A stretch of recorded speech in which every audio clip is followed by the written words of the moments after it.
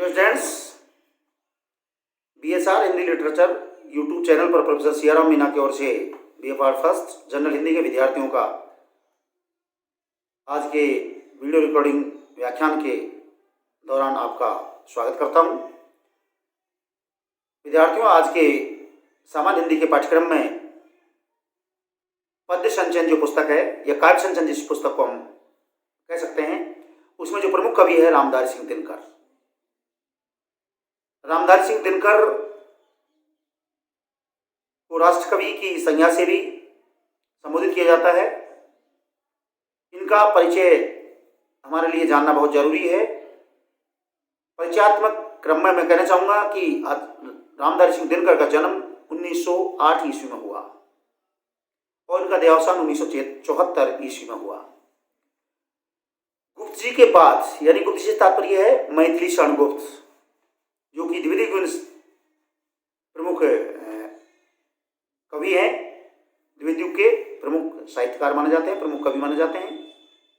तो यानी गुप्त के बाद राष्ट्र कवि के विरुद्ध मानी उपाधि, राष्ट्र कवि के विरुद्ध से सम्मानित होने वाले, अलंकृत होने वाले रामधारी सिंह दिनकर का जन्म 1908 ईस्वी में हुआ। यानी बात यह आई कि राष्ट्र कवि की सर्वप्रथम उपमा दी गई थी मैथिली शरण गुप्त को। उसके बाद राष्ट्र कवि के रूप में सम्मान पाने वाले जो दूसरे प्रमुख कवि हैं रामधारी सिंह दिनकर। भारत में जन जागरण की जो काव्यधारा भारतीय द्वारिचंद से स्फुरित हुई, यानी निकली, दिनकर उसके प्रमुख कवि थे। वे ओज और तेज का कवि माने जाते हैं, यानी ओजस्वी और तेजस्वी कवि हैं। उनकी कविताओं में वीर योद्धा का सा गंभीर घोष,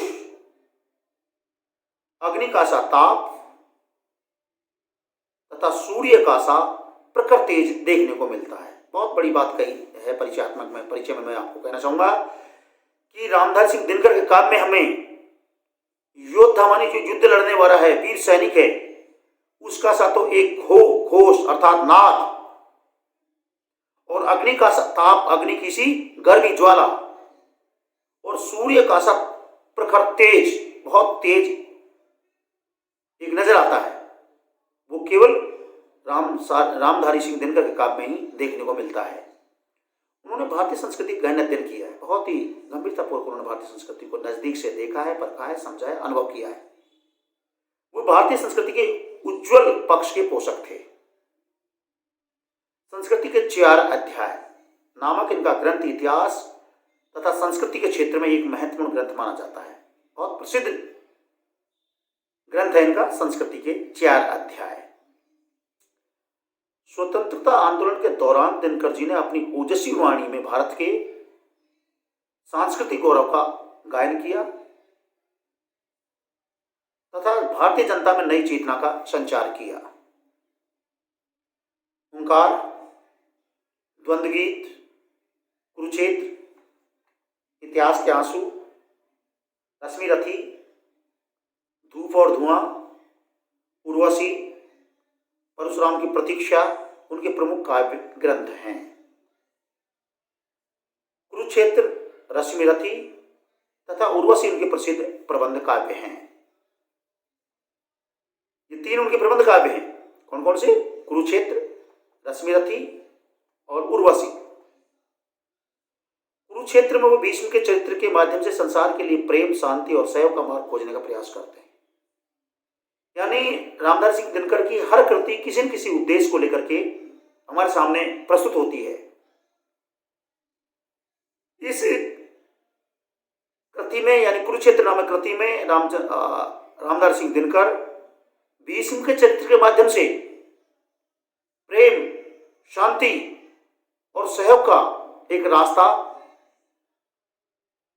खोज निकालने का हमारे समक्ष प्रयास करते हुए नजर आते हैं तथा आधुनिक विज्ञानवाद और बुद्धिवाद के खोखलेपन पर व्यंग करते हैं।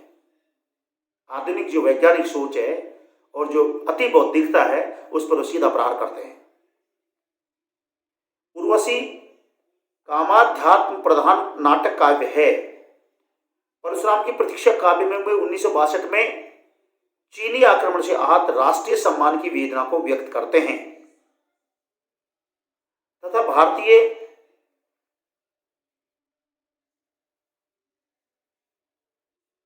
राजनीति की अकर्मण्यता पर प्रहार करते हैं। इस काल में वो अपनी ओजस्वी वाणी में गांधी के अहिंसा दर्शन पर भी प्रहार करते हैं। यानी एक तरह से गांधी जी की जो अहिंसा वाली जो सोच है उसको एक कायरता वाली सोच मानते हैं ये, और उस पर ये प्रहार करते हैं। तो रामधारी सिंह दिनकर तेज और ओज के कवि माने जाते हैं, यानी तेजस्वी और ओजस्वी विचारों को प्रकट करने वाले कवि के रूप में अपनी छाप छोड़ते हैं। यद्यपि दिनकर जी ओज और तेज कवि हैं, किंतु उनकी काव्य दृष्टि विश्व शांति तथा मानवता की स्थापना के लिए व्याकुल है। यानी तेज और ओज रूप में वो अपने भाव को अभिव्यक्ति प्रदान करते हैं, किंतु इतना होते हुए भी, तेजस्वी और ओजस्वी सोच रखने के बावजूद भी, वो संपूर्ण विश्व में या मानव समाज में सच्ची शांति की बात करते हैं, स्थापित करने की बात करते हैं, और संपूर्ण मानव समाज के मंगल की कामना करते हैं, और उसको स्थापित करने के लिए बहुत बेचैन रहते हैं। वे लोक गायक भी हैं, क्योंकि उनका कवि समूचे विश्व के हित को और उन्मुख रहता है। विश्व मैत्री की स्थापना उनका सपना है। अर्थात इस बात को वो कहते हैं, हमारी जो भारतीय संस्कृति की सोच है कि वसुधैव कुटुंबकम, तो विश्व मैत्री यानी विश्व के सभी लोगों के मध्य में एक मित्रता का भाव कायम हो, इस बात को स्थापित करने के लिए वो एक सपना सोच देखते हैं, सपना संजोते हैं। भाषा पर दिनकर का असाधारण अधिकार है, इसलिए उनकी कविता में जो प्रभावपूर्णता है वह बहुत कम कवियों में देखने को मिलती है। उनका काव्य जितना ओजपूर्ण है उतना ही प्रभावपूर्ण है, यानी काव्य उनका ओजस्विता से और तेजस्विता से भरा हुआ काव्य है, किंतु इन भावों के होने के बावजूद भी रामधारी सिंह दिनकर काव्य में एक प्रभावशीलता हमें नजर आती है। दिनकर जी का देहावसान 1974 ईस्वी में हो गया था। तो हमारे समक्ष इनके 3-4 काव्य बहुत महत्वपूर्ण नजर आए। कुरुक्षेत्र, रश्मिरथी और उर्वशी, ये हमें बहुत ही महत्वपूर्ण काव्य के रूप में नजर आए। मैथिली सुधगुप्त के बाद में राष्ट्रकवि के रूप में जो ख्याति लिए हुए हैं वो रामधारी सिंह दिनकर ही हैं। ये तेज और ओज के कवि माने जाते हैं। आपके काव्य में जो पद हैं वो रश्मिरथी से लिए गए हैं। रश्मि रथी, किरणों का पहिया। अब किरणों का पहिया क्या है? यहाँ सूर्य है। अर्थात जैसे रथ का जो पहिया है उसमें वो आरे होते हैं और उन आरों वाला जो पहिया है वो घूमता रहता है, उसी प्रकार से रश्मिरथी अर्थात सूर्य नामक जो पहिया है वह है लगातार अपनी किरणों के साथ चक्कर लगाता रहता है, घूमता रहता है। सच है विपत्ति जब आती है कायर को ही दहलाती है, सूरमा नहीं विचलित होते, क्षण एक नहीं धीरज खोते, विघ्नों को गले लगाते हैं, कांटों में राह बनाते हैं। कि समय का जो चक्र है, सूर्य की गति, सूर्य गतिशील है, समय गतिशील है, सूर्य की किरणें सतत गतिशील रहती हैं, अपनी तेजस्विता और ओजस्विता का एहसास कराती रहती हैं। तो मनुष्य भी एक तरह से इस संसार में गतिशील प्राणी है और सभी प्रकार के भाव उसके अंदर भरे हुए हैं। तो इस पद में रामधारी सिंह दिनकर कह रहे हैं कि सच है विपत्ति जब आती है। रामधारी सिंह दिनकर प्रकट कर रहे हैं कि मैं इस बात को अच्छी तरह से जानता हूं कि जब मनुष्य के समक्ष कोई संकट आता है, कोई आपदा आती है, कोई विपत्ति आती है, तो कायर को ही दहलाती है। साहसी और जज्बाती जो व्यक्ति है, जो हिम्मत वाला व्यक्ति है, उसको वो विपत्ति कतई नहीं झकझोरती हैं, कतई नहीं हिलाती हैं, कतई विचलित नहीं करती हैं। वो केवल और केवल कायर व्यक्ति को ही दहलाती हैं, उसी को डराती हैं, उसी को घबराती हैं। सूरमा नहीं विचलित होते। सूरमा ने वीर बहादुर, जो वीर हैं, जो बहादुर हैं, जो वीरता के भावों से ओतप्रोत हैं, वीर रस से ओतप्रोत हैं, वो व्यक्ति कभी भी विचलित नहीं होते हैं, क्षण एक नहीं धीरज खोते, और ऐसे व्यक्ति एक क्षण के लिए भी अपना धैर्य नहीं खोते हैं। भावार्थ, वो हिम्मत नहीं हारते हैं, गले लगाते हैं। अर्थात उनकी जो सोच होती है, यहाँ जो वीर पुरुष हैं, जो बहादुर लोग हैं, जो जज्बाती पुरुष हैं, जो उत्साही लोग हैं, वो अपने सामने आने वाली जो विघ्न बाधा है, जो संकट है, जो आपदाएं हैं, विपत्ति है, उनको डटकर सामना करने की भावना रखते हैं, विचार रखते हैं और उनको सहर्ष स्वीकार करते हैं। उन विपत्ताओं को, उन आपत्तों को, उन आपदाओं को, उन विपत्तियों को सहर्ष में स्वीकार करते हैं। कांटों में राह बनाते हैं। ये वही व्यक्ति होते हैं जो कांटों में होकर के भी अपनी आसान राह बना लेते हैं, आसान सा रास्ता निकाल लेते हैं। यानी ये विपत्ति संकटों से जरा सा भी टस से मस नहीं होते, जरा सी भी नहीं घबराते हैं।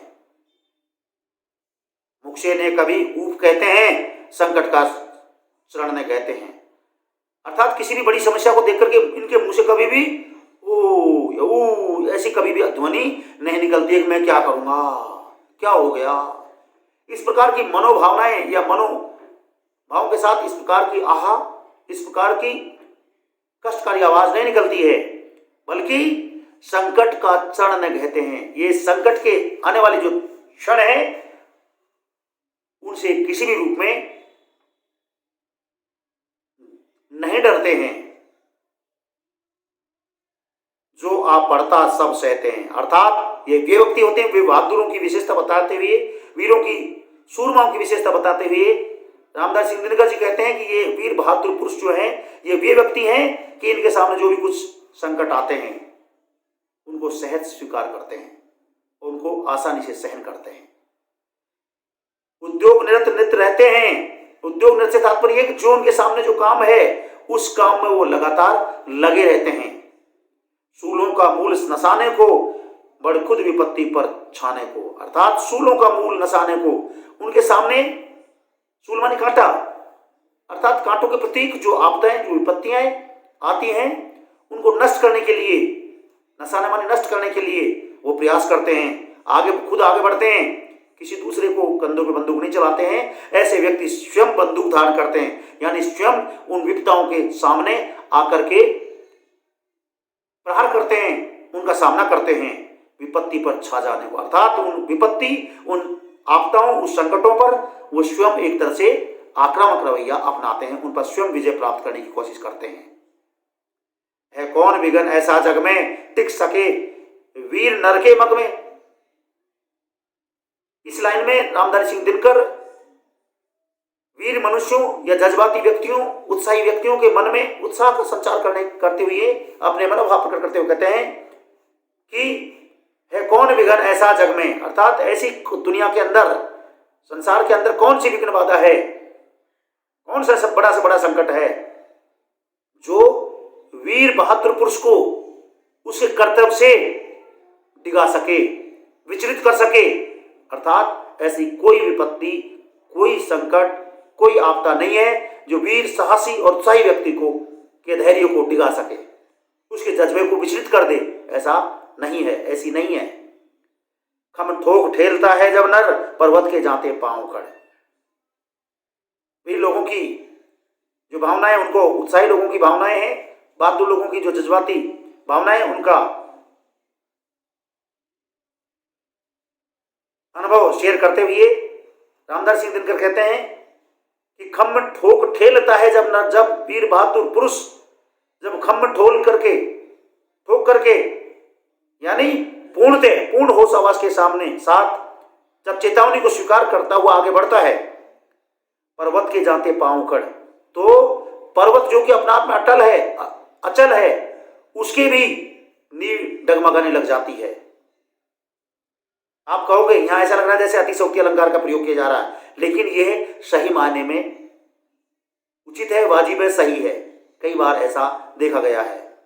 मानव जब जोर लगाता है, पत्थर भी पानी बन जाता है। अर्थात कहने को तो मनुष्य मात्र है, लेकिन जब मनुष्य पूर्ण जज्बे के साथ, उत्साह के साथ, उमंग के साथ, बहादुरी के साथ, धैर्य के साथ उमंगित होकर के काम को करता है, तो पत्थर जैसी कठोर धातु भी पिघल करके पानी बन जाती है। अर्थात उसको भी वो चकनाचूर कर देता है, उस पर भी विजय प्राप्त कर लेता है।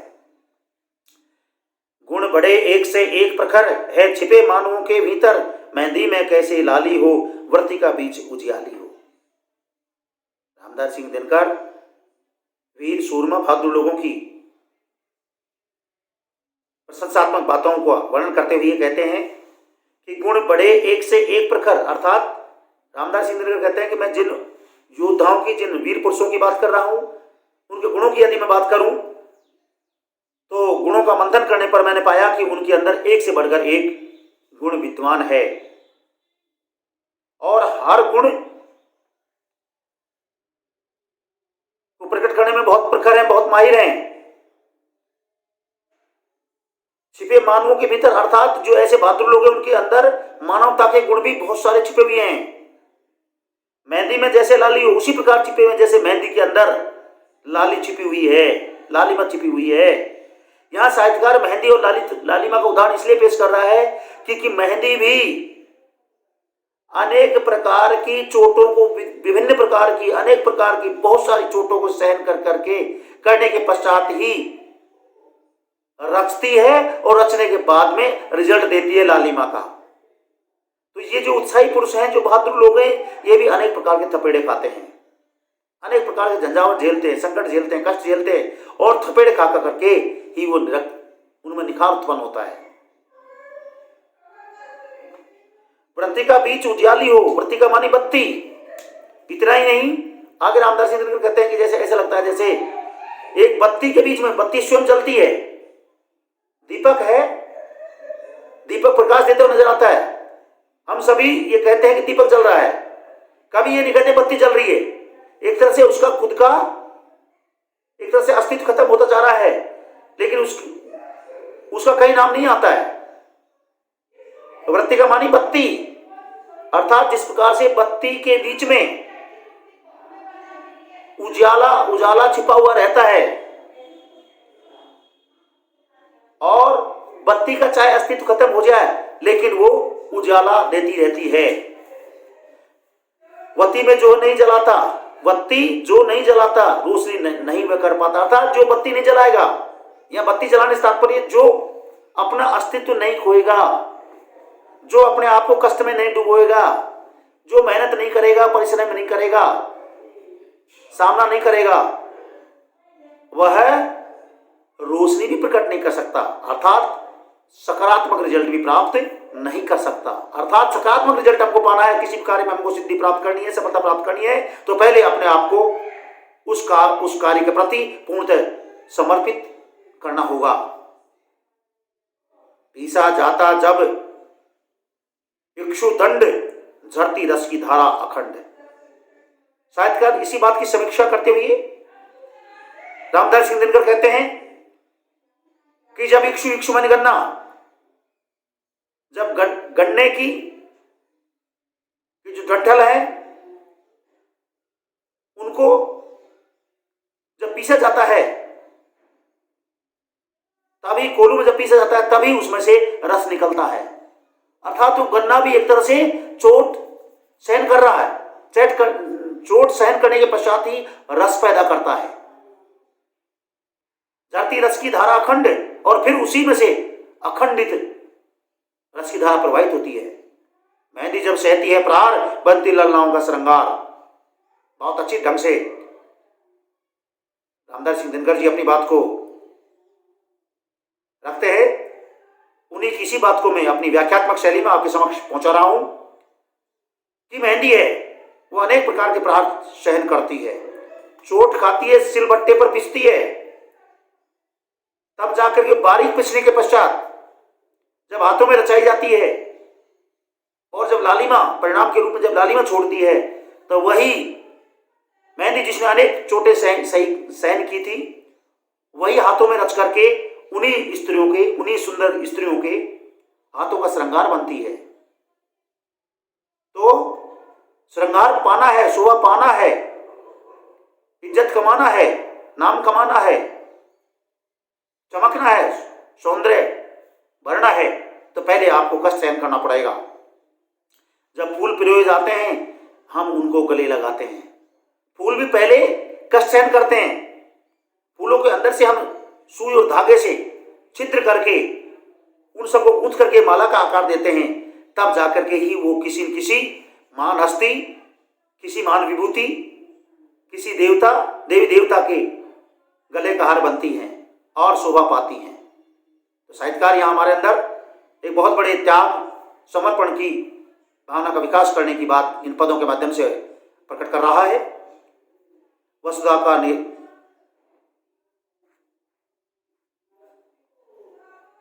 जब फूल प्रयोए जाते हैं हम उनको गले लगाते हैं।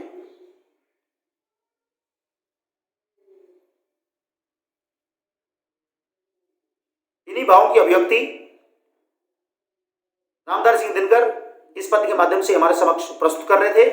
यानी इनके जो सारे पद हैं, रश्मि रथी नामक जो कविता है, इस कविता के अंदर जो वीर रसात्मकता से संबंधित, ओजस्विता से संबंधित, तेजस्विता से संबंधित, उत्साहवर्धन करने वाले भावों से संबंधित जो पद की लाइनें थी, उनको भी मैंने आपके समक्ष उसी जज्बात के साथ प्रकट किया, व्याख्यायित किया, अनुसरण कराया। इन्हीं भावों के साथ प्रोफेसर सियाराम मीणा को दीजिए इजाजत। आप सभी को बहुत बहुत धन्यवाद। नमस्कार।